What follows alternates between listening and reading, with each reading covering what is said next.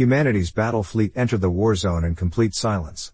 Even the bridge officers did not speak at first.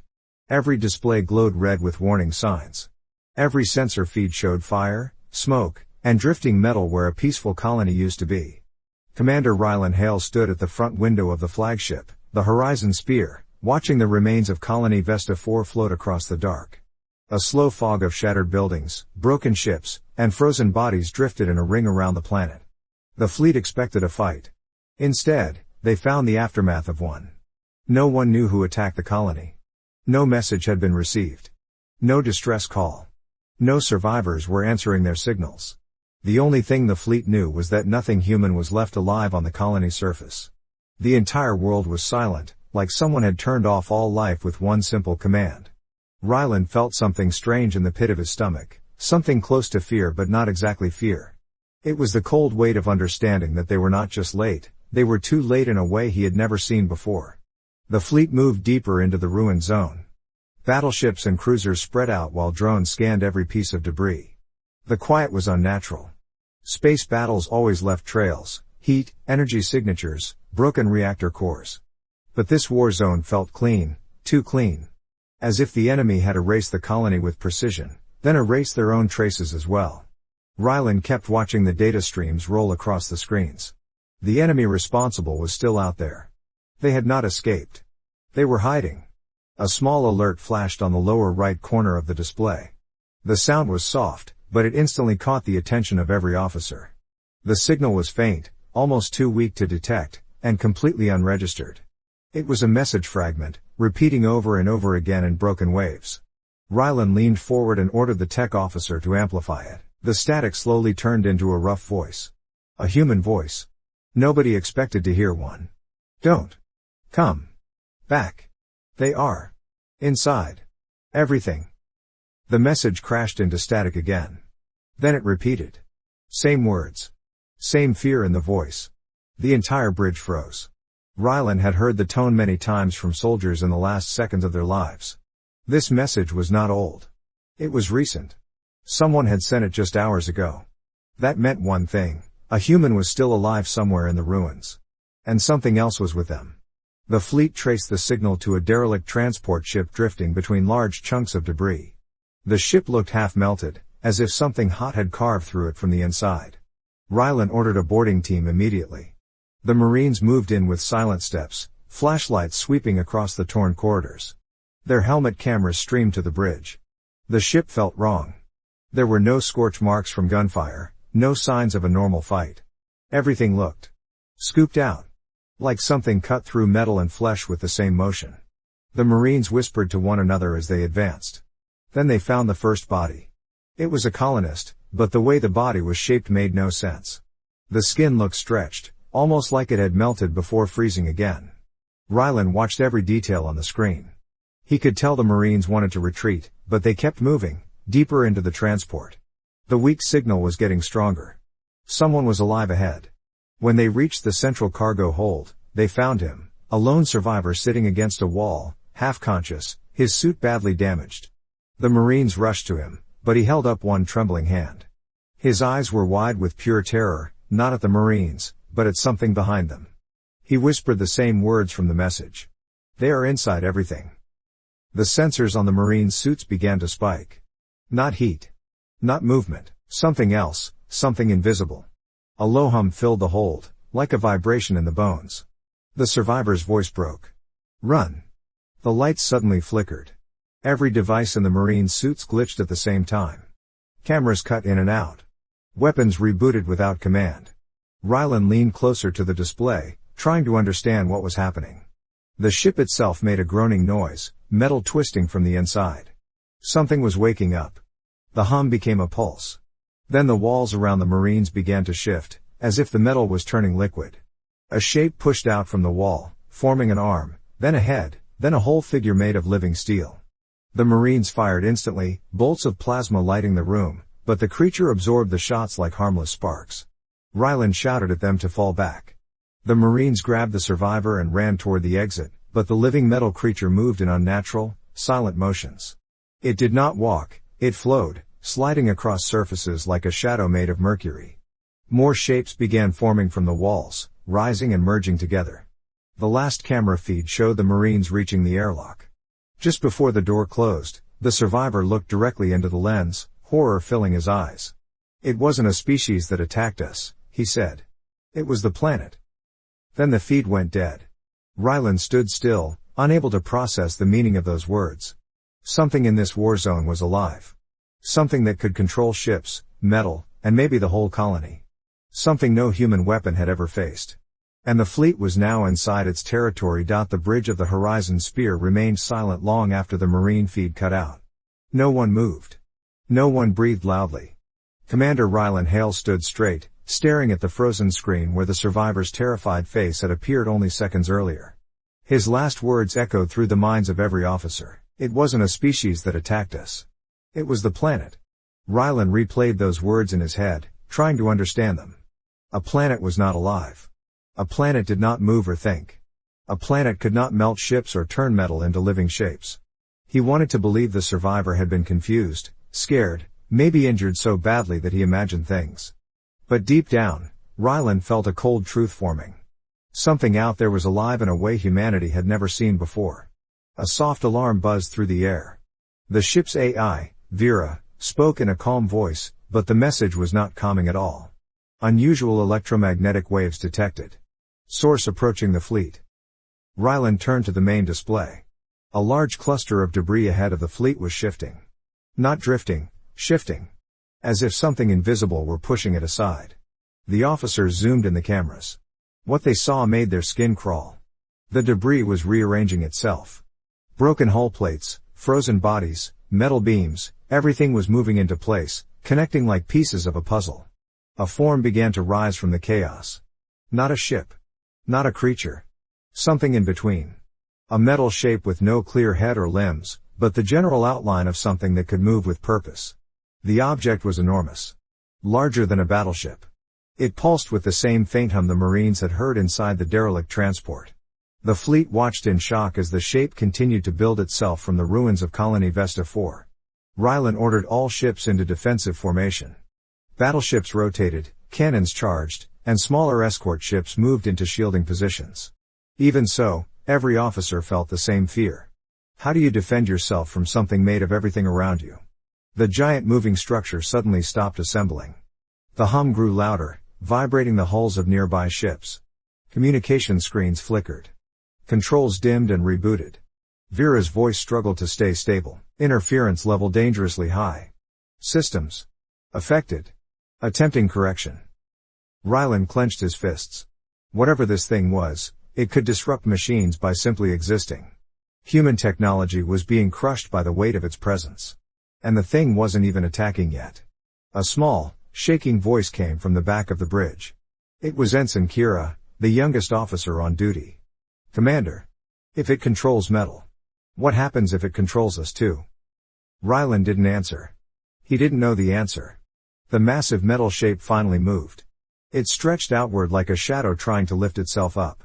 Then it rushed forward, not flying, but pulled by invisible force, straight toward the nearest cruiser, the Astra Vale. The cruiser fired every weapon it had. Plasma, lasers, railguns. The shots either passed through harmlessly or were absorbed into the creature's rippling surface. The officers watched helplessly as the creature reached the Astra Vale. It touched the hull gently, like a hand pressing on glass. The entire cruiser screamed. Everyone in the fleet heard it, not a sound from a human throat, but a deep, metallic scream traveling through space itself. The Astra Vale's hull twisted, bending inward as if crushed by invisible fists. Light burst from the seams of the ship. Then the whole cruiser folded into itself, collapsing like a dying star. In a single second, one of humanity's strongest warships was gone. No debris remained. The metal had simply been absorbed. The fleet panicked. Ships attempted to flee in every direction. Ryland slammed his hand on the console. "Hold formation. Do not scatter. That thing wants us to panic." But it was too late for the ship closest to the wreckage. The creature extended a long tendril of liquid metal toward a second vessel. Ryland made the hardest decision of his career. Fire everything at that tendril. Now. More than 100 cannons across the fleet fired at once. The combined blast lit up the war zone like a small sun. The energy impact finally pushed the creature back. The tendril snapped and dissolved into dust. For the first time, the creature recoiled. Rylan exhaled. They had heard it. But the victory lasted only 3 seconds. The dust particles the creature lost did not drift away. They came together, rejoining into a small floating mass of metal that pulsed like a heartbeat. The creature was learning. Healing. Evolving. Rylan realized something terrifying. If the planet's ruins were its body, then maybe the whole world was this creature. The colony. The buildings. The ground. Everything. The survivor's words returned like a whisper. They are inside everything. Rylan ordered a full retreat, not to escape, but to regroup. They needed distance to understand what they were facing. The fleet pulled back behind the orbit of a nearby moon, shields raised to maximum. But even from there, they could see it. The giant creature was no longer alone. All across the war zone, debris began to rise. Hundreds of new shapes slowly formed in the dark. The war had just begun. The fleet hid behind the shadow of the small moon, engines on low power, lights dimmed, trying to make themselves as quiet as possible. The officers on the horizon sphere watched in horror as more of the metal creatures formed in the distance. Some were small, the size of fighter ships. Others were huge, stretching dozens of meters across like floating mountains. All of them pulsed with the same slow, steady hum that made every hair on the human body stand on end. Commander Rylan Hale tried to steady his breathing. He had fought in wars before. He had faced alien fleets, strange weapons, and terrifying threats. But nothing felt like this. These creatures were not attacking with anger or hate. They were moving like a natural force, like a storm or a wildfire. They simply existed, and their existence destroyed everything around them. Vera, the ship's AI, finally regained stable voice patterns after struggling with the interference. She spoke quietly, as if afraid the creatures could hear. Commander, long-range scans have detected unusual patterns. The creatures are not acting randomly. They are forming something. Rylan frowned. Forming what? Unknown. But the structure is large. Very large. The officers zoomed in on the display. The creatures were gathering debris, assembling metal into a shape that stretched across thousands of meters. It looked like a ring, or maybe a chain of connected circles. No one could tell what it was supposed to do, but the size alone meant it was dangerous.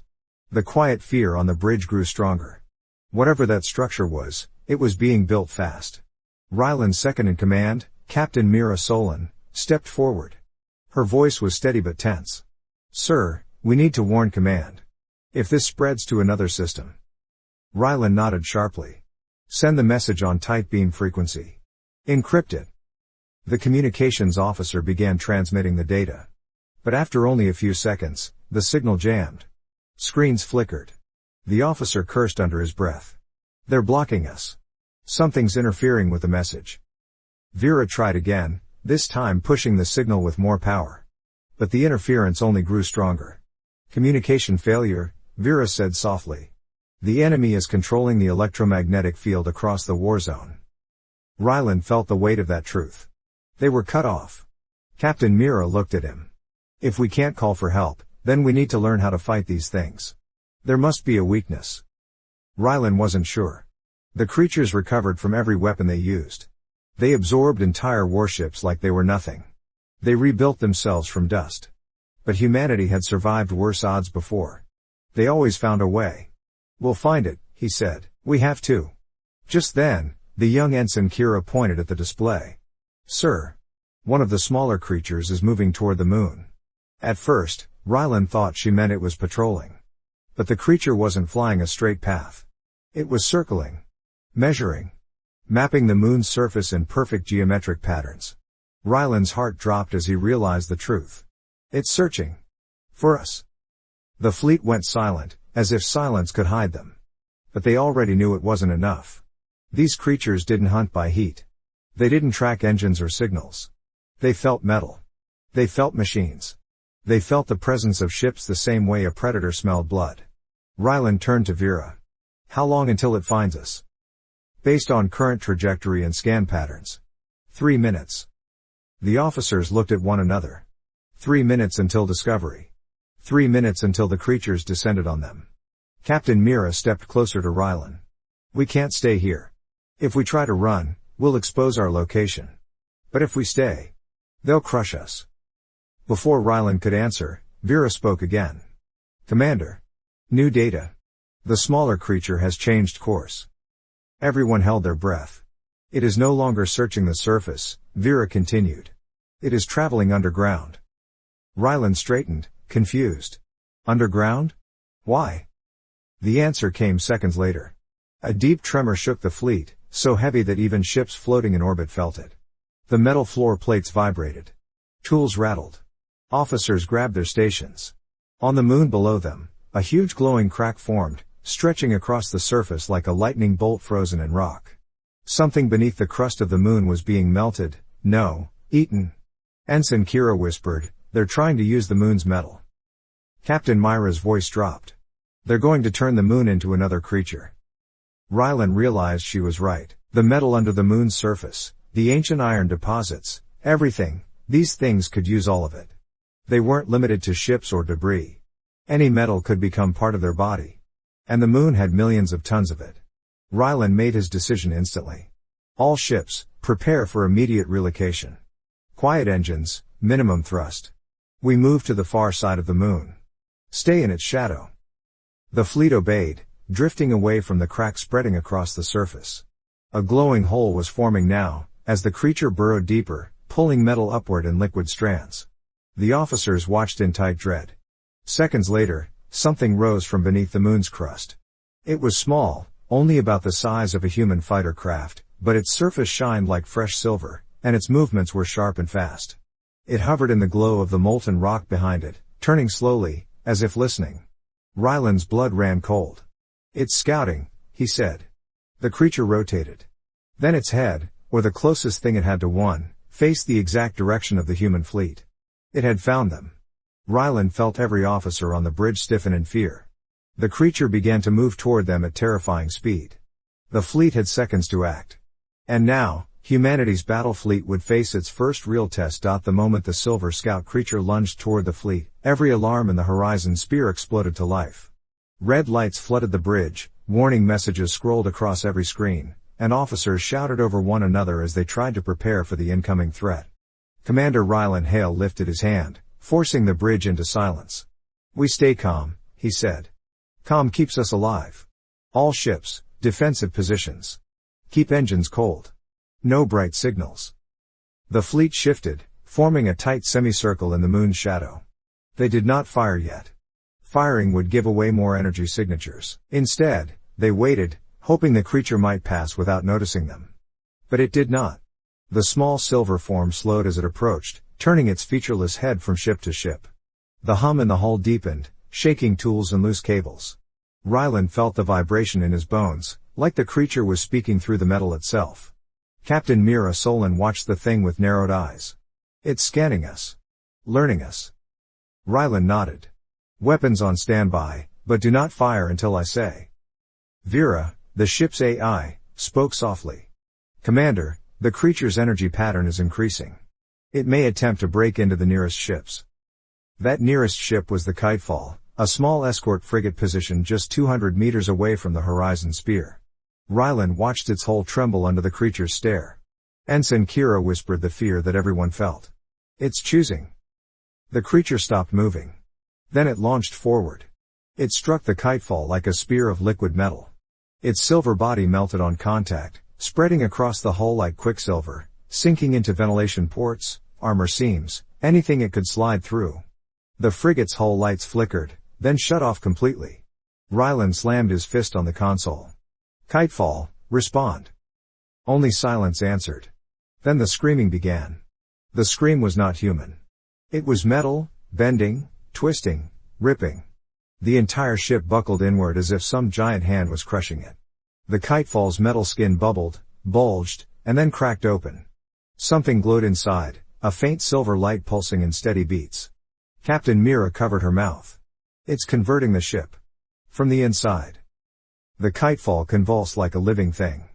Then a giant spike of metal burst from its side, followed by another, and another. The ship was no longer a ship. It was growing limbs. It was changing shape. Becoming one of them. Rylan had no more time to wait. All ships, fire at will. The fleet's entire formation lit up at once as plasma cannons, railguns, and beam weapons tore through the dark. The blast shook the moon's shadow, burning bright white sparks across the warzone. The kitefall creature shrieked in metallic rage as the heavy fire tore chunks off its growing body. But those chunks did not fall, they turned into smaller creatures, each the size of drones, swarming toward the fleet. Rylan felt his chest tighten. They're multiplying. Captain Mira snapped commands to the gunnery crews. Focus fire. Keep them from reaching the engines. The bridge shook as the first swarm hit the shields. The creatures threw themselves against the energy barrier like silver bullets. Each impact left a ripple, weakening the protective field. Too many hits, and the shields would fail. Vera's voice cut through the chaos. Warning, shield strength at 82%. 81. 80. Rylan watched the numbers drop. They had minutes before the creatures broke through. The kitefall creature tried to rush another ship, but Rylan ordered concentrated fire from every battleship. Beams burned through half its body. Plasma tore through its new limbs. Railgun rounds pierced the glowing core inside. The creature shuddered. Then it exploded in a burst of molten metal. The shockwave sent smaller creatures spinning off in all directions, giving the fleet a few precious seconds to breathe. But only seconds. Because far beyond the moon's shadow, the giants in the distance, the large metal constructs formed from colony debris, turned their glowing heads toward the battle. They had seen the fleet. And they were coming. Rylan's voice sharpened. All ships, prepare to jump.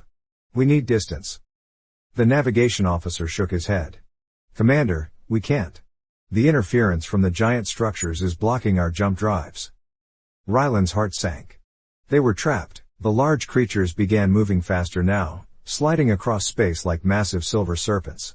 Each one pulsed with a deep vibration that made human teeth ache. Captain Mira stepped beside Rylan, voice low. We can't run. So we stand. Rylan nodded slowly. Humanity had faced extinction before and survived. They would do it again.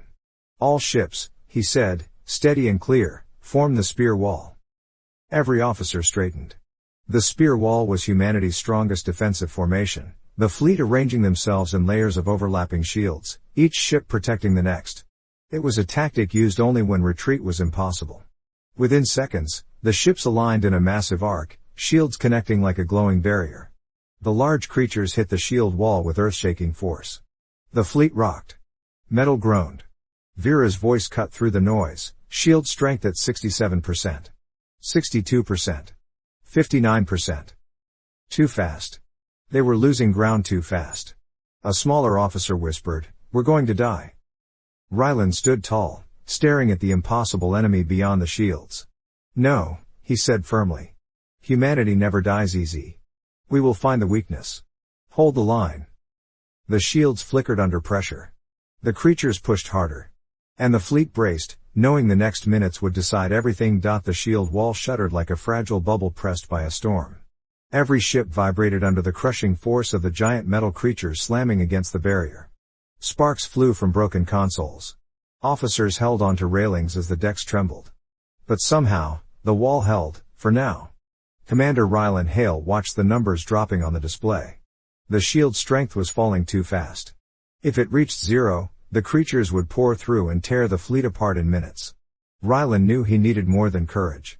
He needed a plan, something fast, something desperate. Captain Mira Solon leaned close, sweat on her forehead. "Commander, we cannot outlast them.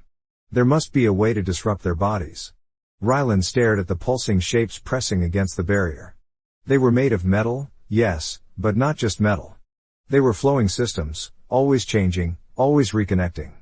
They needed structure to move. If that structure could be broken. "Vera," Rylan said, "scan for patterns inside their bodies. Anything that stays constant." The AI processed for a long moment, far longer than usual. The interference distorted her readings. Then her voice returned. "There is a repeating point of compression in each creature," she said. "A core of extremely dense matter. It holds their form together." Rylan's eyes lit with sudden hope. "A weak point?" "It is not a weak point," Vera replied. "But it is the only stable target." "Good enough." Rylan turned to the weapons officer. "Focus all long-range cannons on the core of the largest creature. Hammer that spot until it breaks." The officer hesitated. But sir, if we drop the barrier to fire. We won't fire from this ship, Ryland said. We'll use the Iron Wing. Gasps filled the bridge. The Iron Wing was a long-range artillery ship, but one with no shields of its own. It stayed behind the wall for a reason. Sending it outside the barrier was suicide. Captain Myra's voice was sharp. Ryland, that ship will not survive 2 seconds out there. Ryland's reply was low. If we don't act now, none of us will survive 2 seconds longer. Mira stared into his eyes, then finally nodded. It was a terrible decision, but it was the only one. Ryland opened a fleet-wide channel. Iron Wing, this is Commander Hale. You have one mission, exit formation, line up a shot, and fire at the core of the giant creature. Strike it with everything you have. A steady, calm voice answered. It was Captain Orn of the Iron Wing. Understood. We'll make the shot. The small artillery ship drifted forward, passing through a narrow gap as the shield wall parted for only a moment. The instant it left the protection of the barrier, the hum around the fleet grew sharper, like the creatures were aware something had changed. The largest creature reacted immediately. Its head turned toward the Iron Wing. Vera spoke quickly. The enemy has detected the artillery ship. They are moving to intercept. Captain Orn did not flinch. Charging main cannon. 12 seconds. The giant creature raised a long spear-like limb, ready to strike. Smaller creatures swarmed behind it, preparing to overwhelm the fragile ship. Ryland shouted, Iron Wing, hurry. 8 seconds, Orn replied, voice steady. The giant creature lunged, the spear tip glowing with the same silver light as the metal of the moon's interior. 6 seconds. The fleet fired from behind the shield, trying to distract the creature. Railgun rounds hit its surface, sending ripples across its body. But it did not slow. It was too massive. 4 seconds. Smaller creatures slammed into the Iron Wing's hull, tearing off armor plates. The ship shook violently, but it kept moving forward, lining up its shot. 3 seconds. Ryland gripped the railing so hard his knuckles turned white. 2. The giant creature raised its spear for a killing blow. 1. The Iron Wing fired. A beam of blinding light burst from its cannon, shooting straight through space. It hit the center of the creature's chest, right where Vera had identified the core. For a moment, nothing happened. Then the creature twisted in agony. Its entire body wrinkled inward, metal folding like cloth pulled by invisible hands. Shock waves rippled through its surface. Its limbs jerked in random spasms. The silver hum turned into a horrible, broken screech. The core was cracking. And then the creature exploded. The blast was massive, sending sharp waves of energy that scattered the smaller creatures and shook the moon itself. The shield wall held, catching most of the shockwave. But outside the barrier, the Iron Wing was gone. Ryland closed his eyes for a brief moment. Captain Orn and his crew had saved the fleet, and paid the price. But their sacrifice changed everything. Vera's voice came through softly. Commander, the other creatures have stopped their advance. The display confirmed it. The remaining giants were no longer pushing against the shields. They were pulling back, slowly, cautiously, almost afraid. Captain Mira exhaled. They didn't expect us to destroy one. Ryland straightened. Now they know we can. The fleet watched as the metal creatures retreated into the distance, gathering around the structure they had been building. For the first time, humanity had struck a real blow. But it was not a victory. As the giant creatures regrouped, their pulsing bodies glowed brighter, bending the debris field around them into new shapes. They were building faster now. Much faster. And whatever they were building was nearly complete. Ryland stared into the dark. This was only round 1. The glow from the enemy's construction site spread across the war zone like a rising sunrise. The giant creatures gathered around the half-finished structure, pouring metal into it, pulling debris toward it with invisible force. The once chaotic ruins of Colony Vesta 4 were now being shaped into something vast and frightening. Every second, the structure grew more complete. On the horizon spear, the officers watched the live feed in tense silence. Commander Ryland Hale studied the forming object. It looked like a ring, massive, wide, and layered with shifting metal patterns. But there was something else, something darker. Inside the ring, space itself seemed to ripple. Light bent around the center like water flowing into a drain. Captain Mira Solon swallowed hard. Sir, that looks like a portal. Vera, The ship's AI corrected her gently. Not a portal as humans understand it. More like a gateway. A device meant to open a path somewhere. Ensign Kira's voice was barely a whisper. A path for what? No one answered. Because they already knew. If one world had creatures like this, there could be more. What the fleet was seeing might be the beginning of an invasion that made the destruction of Vesta 4 look small. Ryland tightened his jaw. We can't let them finish that ring. Captain Mira nodded. But our weapons won't reach it from here. And if we move closer, their giants will crush us. Ryland understood the problem. The fleet could not retreat. They could not call for help. They could not wait. And they could not attack without being destroyed. They needed a way inside enemy territory without being sensed. They needed a method to strike the ring directly. Suddenly, the tactical officer raised his hand. Commander, reading something unusual on the moon's surface. It's the Ironwing's explosion left behind a shockwave that opened a cavern. There is a huge metal deposit beneath the moon. A deep one. Ryland frowned. Explain. The officer zoomed in. The explosion had fractured the crust, revealing metallic tunnels inside. Some were natural, but most were artificial, abandoned mining caverns from centuries ago. A whole network of passages ran under the moon's surface, some leading all the way to the far side. Captain Mira stepped forward. Ryland. If we hide a strike team inside the moon, the creatures might not sense them. Ryland saw the idea forming. We sent a small number of ships into the tunnels. They travel underground, out of sight.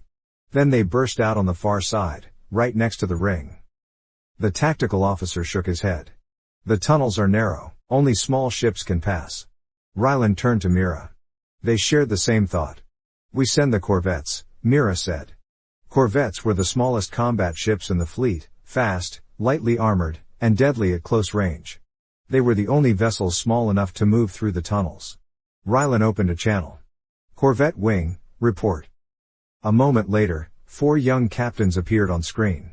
Their faces were pale but determined. Commander Hale, this is Captain Rhea of the Starblade. We are ready. Ryland explained the mission. You will enter the moon's tunnels. Travel deep under the surface. Come out near the enemy's ring and target its central frame. If you destroy the ring before it activates, we may stop whatever is coming through. Captain Rhea nodded. We won't fail. Ryland wished he could believe that. But the truth was simple, this mission was as dangerous as the Ironwing's last stand. The corvettes descended swiftly, sliding through the crack left by the earlier explosion. As they entered the dark tunnels, their signals flickered, then returned weaker but stable. The fleet watched their progress on the main display. Inside the tunnels, the corvettes moved in a line, small lights cutting through the darkness. Strange echoes drifted around them, shifts in metal, faint vibrations, the deep heartbeat hum that all the creatures shared. Captain Rhea spoke quietly to her crew. If you feel anything moving, don't stop. The tunnels twisted and narrowed. Sometimes the ships had to slow to a crawl to avoid scraping their hulls against the rock. The deeper they went, the stronger the strange hum became. Suddenly, Captain Rhea noticed something on her scanner. A shadow ahead. A moving shadow. Hold, she whispered. The shadow crawled along the tunnel wall like a silver ripple. Everyone froze. It was a fragment of one of the creatures, small, but alive. A scout. It moved like spilled mercury, flowing toward the corvettes with silent hunger. Open fire. Rhea ordered. The corvettes blasted the tunnel with short bursts of plasma. The silver creature shrieked, its body evaporating into sparks. But the hum grew louder. Captain Rhea realized the terrible truth. It called others. The tunnel behind them trembled. More silver fragments slipped from the cracks. Then more. Dozens. Maybe hundreds. Captain Rhea shouted, full speed. We break through now. The corvettes surged forward, engines roaring inside the narrow passage. Silver creatures chased them, crawling along walls and ceiling, flowing like liquid blades. One corvette, the Sparrow, was too slow. A silver wave fell on it, melting through its hull. The ship split apart, bursting into flames. Captain Rhea didn't have time to mourn. She forced her ship to accelerate. Go! Go! The remaining 3 corvettes shot forward. The light ahead of them grew brighter. Near the exit, Captain Rhea slammed her hand down. Burst through. The corvettes exploded out of the tunnel in a fiery spray of rock and dust.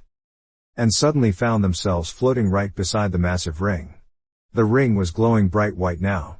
It was activating. Captain Rhea steadied her ship, eyes wide. All ships, target the core of the ring. The corvettes charged weapons. The ring hummed.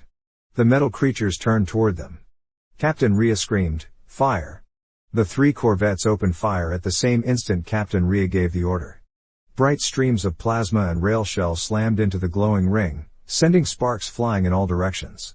The energy pulses rippled across the metal frame like waves across water. For a moment, it looked like the ring might crack. But it didn't. Instead, the ring's inner surface grew brighter, swirling like a white storm. Space folded inward, pulling light toward it. A deep vibration filled the air, a vibration so powerful that even the ships felt it through vacuum. Captain Rhea gritted her teeth. "Keep firing." The corvettes obeyed, attacking with everything they had. They blasted the support struts, the central frame, the exposed channels, any part that looked vulnerable. But the ring absorbed their attacks like nothing more than dust hitting stone. Then the giant metal creatures reacted. Dozens of them turned at once, as if connected by a single mind. They roared, a silent roar felt through the hull, and surged toward the corvettes at terrifying speed. Captain Rhea shouted, "Break formation. Scatter." The 3 corvettes split apart, dodging the first wave of silver giants. One barely escaped a massive limb that crashed into the space behind it, bending light as it whipped through the void. Captain Rhea veered left and dove under the ring's frame. "Vera, tell me where to hit. There must be something." "Back on the horizon spear," Vera answered instantly. "Captain Rhea, the ring's energy flow concentrates at 3 junction points.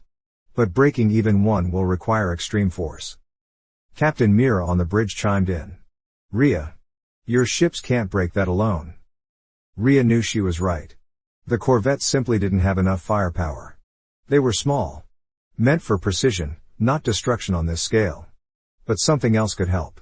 Rhea looked toward the moon, where the fleet and shield wall were still locked in a brutal standoff. The giant creatures pushed against the barrier, unable to decide whether to attack the main fleet or the corvettes threatening their precious ring. The shield wall cracked under the pressure. Rylan Hale watched from the bridge as the corvette struggled. He knew he couldn't wait anymore. "Prepare the Horizon Spear's main gun," Rylan commanded. Gasps filled the bridge. The main gun was the ship's most powerful weapon, a weapon too strong to fire safely inside a battlefield this chaotic. "Commander," Captain Mira warned, "if we fire the main gun while the creatures are pushing the shield." Rylan didn't let her finish. "If that ring activates, nothing we do matters." The officers rushed into action. Energy readings spiked. The main gun's massive interior chamber began to glow. The ship's hull vibrated with rising power. Rhea's voice crackled through the channel. "Rylan, what are you doing?" "We're going to break the ring," Rylan said. "Give us a clear shot, Captain. We only get one." Rhea understood. "Corvettes, move. Clear the firing line." The corvettes launched flares and decoys, drawing the creatures away. One giant swung at the Falcon corvette, nearly cutting it in half, but the small ship dodged in a sharp spin. Another corvette fired a distracting volley at a giant's core, forcing it to recoil. Captain Rhea looped around the top of the ring. "Rylan, the shot is open." The Horizon Spear's main cannon reached full charge. The energy inside screamed like a caged star. Vera announced, "Firing now." A beam of blinding white tore through space, straight toward the ring. But the creatures sensed the danger. 3 giants hurled themselves into the beam's path, sacrificing their bodies. The beam hit them and burned through, but slowed. Captain Rhea's eyes widened. "They're blocking it." Rylan shouted to the gunners, "Increase output. Pour everything into it." The cannon roared louder. The beam pushed forward, breaking through the melting bodies of the giants. But more creatures moved to block it. The beam thinned. It flickered. It began to fail. Captain Myra's voice was tight. "Rylan. It's not enough." For the first time, Rylan felt hopelessness claw at him. Then Captain Rhea spoke, softly but firmly, "We will push it through." Her corvette turned sharply and dove straight into the beam, engines blazing. The ship's own reactor overloaded, channeling its energy into the main shot. The corvette glowed bright red as it burned itself away. Rhea's final words were steady. "For humanity. Finish it. The starblade exploded, its entire blast funneling into the main beam. The beam doubled in strength. It tore through the last creature blocking the way. And struck the ring's core. The ring cracked. A spider web of fractures spread across the glowing structure. The white vortex inside collapsed inward, folding space violently. The giant creature shrieked in silent terror and tried to pull the pieces back together, but it was too late. The ring imploded. A massive shockwave burst outward, ripping the giant creatures apart, turning them into silver dust. The tremor shook the moon, shook the fleet, shook the entire war zone. Then, silence. The creatures stopped moving. Their bodies fell apart, dissolving into dead metal. The hum vanished completely.